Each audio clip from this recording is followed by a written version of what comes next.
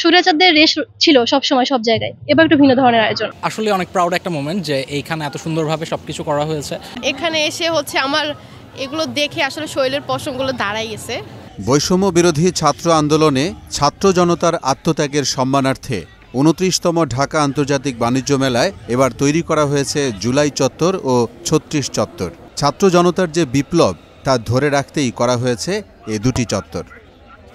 ৩৬শে জুলাই যারা রক্ত দিয়েছিল, যাদের রক্তের বিনিময়ে আমরা সুন্দর একটি রাষ্ট্র পেয়েছি, স্বৈরাচার আমরা মুক্ত করতে পেরেছি, এখানে সেই স্মৃতিগুলাই মূলত তুলে ধরার চেষ্টা করছে শিক্ষার্থীরা কিংবা ছোট প্রজন্ম যারা রয়েছে, নতুন প্রজন্ম, তারা যাতে দেখতে পারে এই বিষয়গুলো। জুলাই এই স্মৃতিগুলো যাতে বাংলার মানুষরা সঠিকভাবে জানতে পারুক এবং আমাদের মাঝে যাতে তারা চিরজীবন বেঁচে থাকুক, তাদের অসংখ্য ধন্যবাদ তারা যারা এই সংস্কৃতিটা করেছেন।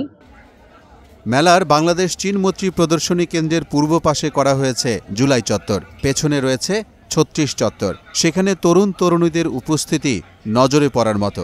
এছাড়া প্রদর্শনী কেন্দ্রের মাঝে তৈরি করা হয়েছে ইয়ুথ প্যাভিলিয়ন, যা দেশের তরুণ সমাজকে রপ্তানি বাণিজ্যে উদ্বুদ্ধ করবে। সেখানেও তরুণদের উপস্থিতি অনেক বেশি।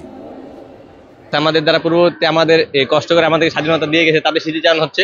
এখানে এসে আমার এগুলো দেখে আসলে শরীরের পশমগুলো দাঁড়াই গেছে, কারণ অনেক কষ্টের বিনিময়ে আমরা দেশটা স্বাধীন করতে পারছি। এই সরকারের কাছে তো অবশ্যই আমাদের একটা ভালো প্রত্যাশা। শুরুটা অনেক ভালো লাগতেছে, হয়তো ভবিষ্যতে আমাদের দেশটা আরও ওনারা ভালো কন্ট্রিবিউশন করবে আশা করি। আন্দোলনে ছাত্র জনতার আত্মত্যাগের নানান গল্প ও ছবি সম্মিলিত ব্যানার, প্ল্যাকার্ড দিয়ে সাজানো হয়েছে এসব চত্বর। আছে আবু সাইদ, মীর মুগ্ধ, ফারহান ফায়াদ সহ আন্দোলনের শহীদদের নানান কথা, তথ্য ও ছবি। রয়েছে ওই সময় গণমাধ্যমে প্রকাশিত বিভিন্ন সংবাদের ব্যানারও।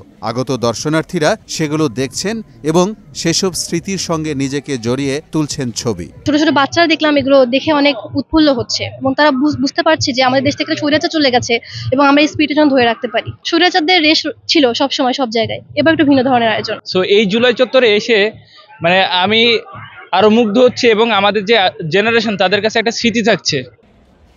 মেলার ইজারাদার ইনচার্জ জানালেন, জুলাই আগস্টে আন্দোলনের শহীদ ও আহতদের সম্মানার্থে মেলায় করা হয়েছে আলাদা গেট। পাশাপাশি তাদেরকে নিজস্ব লোক দিয়ে মেলা চত্বর ঘুরিয়ে দেখানোর ব্যবস্থাও রাখা হয়েছে। আসলে অনেক প্রাউড একটা মোমেন্ট যে এইখানে এত সুন্দরভাবে সবকিছু করা হয়েছে। অনেকগুলো গ্রাফিটি তুলে ধরা হয়েছে। গ্রাফিটি সবগুলো তো আমাদের সবার দেখার সুযোগ হয়নি। দেশের বিভিন্ন জায়গায় বিভিন্ন ধরনের গ্রাফিটি ছিল, এইখানে সবগুলা একত্রিত করা হয়েছে, যা দেখে আসলে আমাদের সবার অনেক ভালো লাগছে। এই যে বিপ্লবটা হয়েছে জুলাই এবং আগস্ট মাসে, ওইসব শহীদদের এবং যারা আহত হয়েছেন ওনাদের সম্মানার্থে আমরা ইজারাদার কর্তৃপক্ষ একটা আলাদা গেটের ব্যবস্থা আমরা করেছি এবং তাদের পরিবারকে আমরা আমাদের প্রোটোকলে রিসিভ করে নিয়ে পুরো মেলা চত্বরটা তাদেরকে আমরা ফ্রি সার্ভিস দিয়ে যাব। মোহাম্মদ ওয়ালিউল্লাহ, মোহনা ডিজিটাল।